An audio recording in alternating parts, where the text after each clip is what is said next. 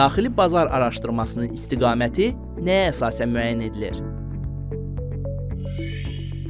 Daxili bazar araşdırması KOB subyektlərinin fərdi və ya kollektiv müraciətlərində qeyd olunan sahələr üzrə aparılır.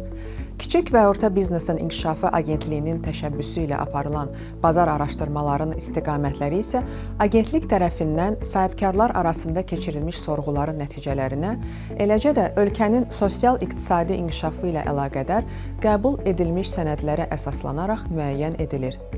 Qeyd edək ki, daxili bazar araşdırması bazarın mövcud vəziyyətinin müəyyən edilməsi məqsədilə həyata keçirilən fəaliyyətdir.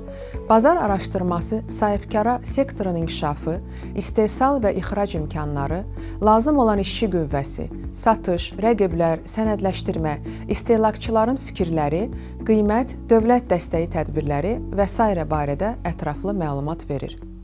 Daxili bazar araşdırmasının aparılması üçün sahibkarlar KOBE-yə müraciət edə bilərlər.